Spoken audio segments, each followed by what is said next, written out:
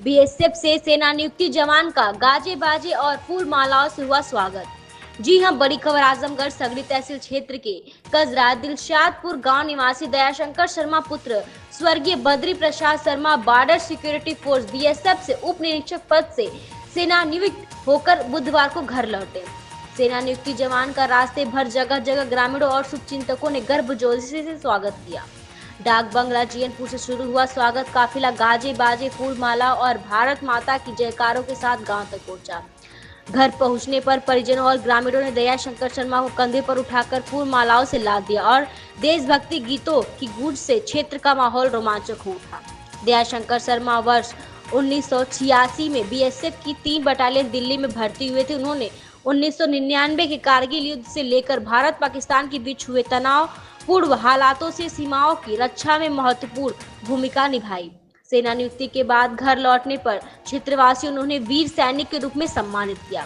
स्वागत समारोह में परिजनों के साथ साथ बड़ी संख्या में ग्रामीण मौजूद रहे। प्रमुख रूप से पंडित दयाशंकर शर्मा की पत्नी पुष्पा देवी, बड़े भाई रमाशंकर शर्मा, छोटे भाई उमाशंकर शर्मा, पुत्र प्रवीण, प्रशांत, सुधीर, टिंकू, प्रिया, दीपिका सहित क्षेत्र के सम्मानित लोग अरुण कुमार सिंह, मास्टर अरुण सिंह, ठेकेदार अभिषेक सिंह, मोनू सिंह, प्रवीण राय, अरुण तिवारी, पूर्व सैनिक विजय नारायण तिवारी, राज नारायण तिवारी, स्वामीनाथ तिवारी, राम आश्रय दुबे, पूर्व मास्टर सरोज राय, कर्डिश सेना के जिला अध्यक्ष हिमांशु सिंह उर्फ भोलू सिंह, गिरिजा शर्मा, राम बहादुर सिंह, दिनेश चौबे, विनय यादव, तीर्थराज तिवारी, पूर्व मास्टर सत्यम यादव, अनुराग सिंह, हर्ष राय समेत बड़ी संख्या में ग्रामीण शामिल रहे। मैं दयाशंकर, ग्राम कंजरा दिलशादपुर, डिस्ट्रिक्ट आजमगढ़, उत्तर प्रदेश का रहने वाला हूं। 2 सितंबर 1986 में बीएसएफ में दिल्ली से भर्ती हुआ था। इस दौरान मैं विभिन्न जगहों पर जम्मू कश्मीर, एएनओ जो एंटी नक्सल ऑपरेशन बोलते हैं, नॉर्थ ईस्ट, इसके अलावा राजस्थान, पंजाब, गुजरात, बंगाल, ऐसी जगहों पर पूर्वी सीमा और पश्चिमी सीमाओं पर मैंने ड्यूटी किया। इस दौरान विभिन्न तरह की चुनौतियां पड़ी, सब कुछ हुआ, लेकिन उसको झेले।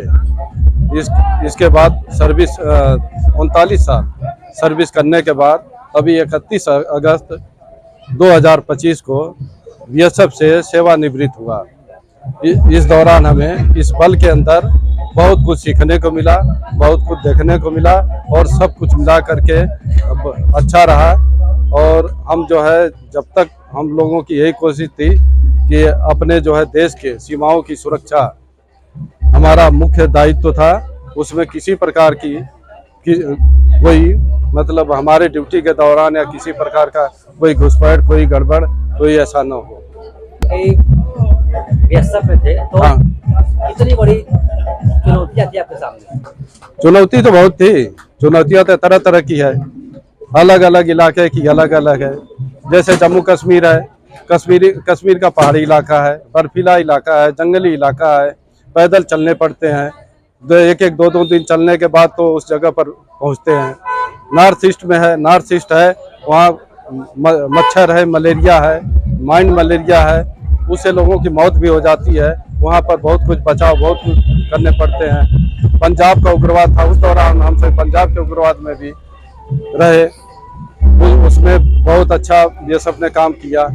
इसके अलावा हम नेशनल एंटी नक्सल ऑपरेशनल ड्यूटी आंध्र प्रदेश रहे 92 से 94 तक। इसके अलावा 2013 से 2016 तक उड़ीसा में रहे।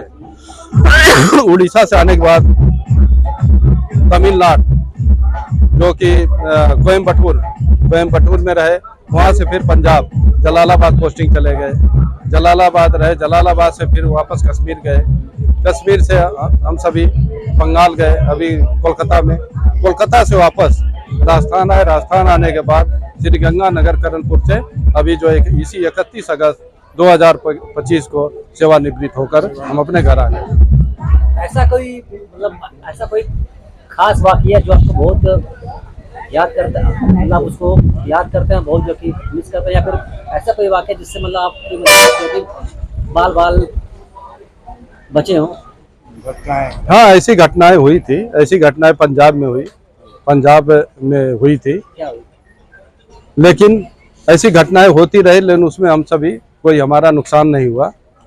बाकी जो आंध्र प्रदेश का था 92 नक्सल ऑपरेशनल ड्यूटी, वो सबसे ही आज तक की पूरी नौकरी में सबसे टफ थी।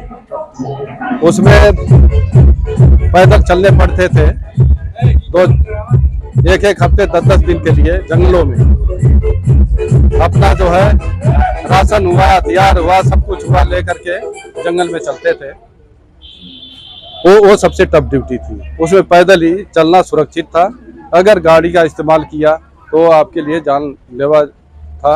हाँ कभी भी कुछ हो सकता था, इसलिए ज्यादातर सबसे ज्यादा मोमेंट जो है पैदल ही हुआ। ये हमारे मतलब पूरे सर्विस की सबसे टफ ड्यूटी थी।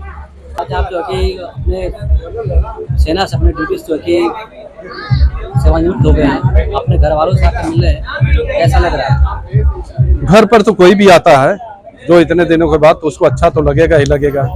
जब छोड़ करके 39 साल हम सर्विस किए, इसके बाद अगर आ रहे हैं तो फिर तो वो अच्छा तो लगेगा ही, और अच्छा लगना ही चाहिए।